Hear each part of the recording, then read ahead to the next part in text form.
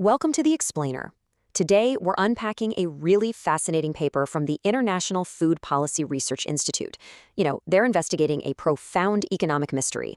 Why did Indian agricultural growth, which was literally booming during the Green Revolution, suddenly start slowing down in the 1990s? All right, let's dive right in with a massive billion rupee question. It's one that sits at the very heart of public policy and poverty reduction. If a government has a finite amount of money to spend on its agricultural sector, how should it allocate those funds to get the absolute maximum return on investment?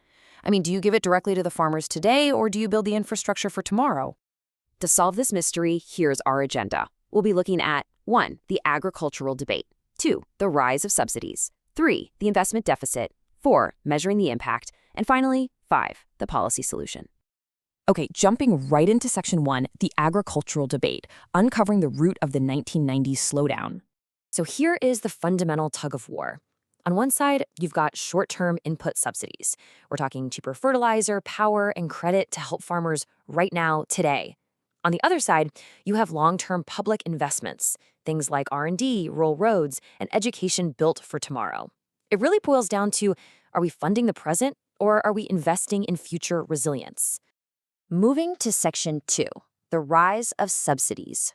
From early adoption to a financial explosion. Now, to be totally fair to history, subsidies were absolutely crucial during the early days of the Green Revolution. They were a lifeline that helped small, cash-strapped farmers adopt brand-new, high-yielding seed technologies. But just look at the sheer scale of the boom on this chart. Between 1966 and 1999, power subsidies alone grew at almost 20% every single year. Credit grew at over 11% and canal irrigation at over 7%. But honestly, the explosion of the fertilizer budget is probably the most shocking part. In just a 24-year span, from 1976 to 2000, fertilizer subsidies skyrocketed from 2.6 billion rupees to a staggering 80 billion rupees. Its share in the total central government subsidy budget jumped from 6% to over 50%. But here's the real kicker, and it's kind of hard to believe. Only about 67.5% of this massive subsidy actually reached the farmers. A huge chunk of it just ended up propping up the domestic fertilizer industry instead. Now look at this dramatic crossing of the lines right here between 1980 and 2000. You can literally pinpoint the exact moment where skyrocketing input subsidies began to just aggressively eat into the budget for long-term agricultural investments. As that subsidy line shoots straight up, crucial public investments flatline and then start to drop. It's essentially a visual representation of a government mortgaging its future to pay for its present.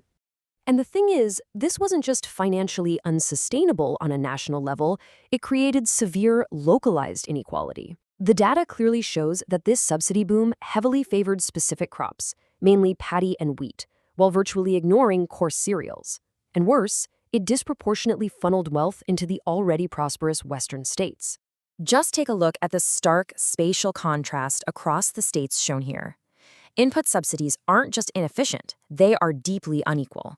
States like Punjab, Haryana, and Gujarat are way up there on the right, absorbing massive amounts of subsidy money. Meanwhile, eastern states like Assam, Bihar, and Orissa are barely registering over on the left. To put that into perspective, during the late 1990s, a farmer in Punjab received nearly 1,500 rupees per capita in subsidy benefits, while a farmer in Assam got just 43 rupees. That is a staggering 35-fold geographic disparity. It strongly suggests that the input subsidy policy actually amplified inequality across rural India instead of fixing it. Section 3. The investment deficit, the cost of neglecting long-term growth. So because government funds were entirely tied up in keeping those input prices artificially low, crucial areas like agricultural research, rural roads, and education saw their funding completely flatline. By 1995, public spending on agricultural R&D had stagnated at roughly 0.43% of the agricultural GDP.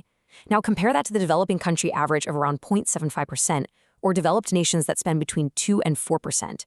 India was quite literally being left behind in innovation. And the real-world consequences of these neglected investments were severe. Without sustained funding, the adoption of new, high-yielding seed varieties practically stalled out after 1990. Publicly funded canal irrigation schemes slowed down, creating a massive backlog of unfinished projects. And the ultimate consequence?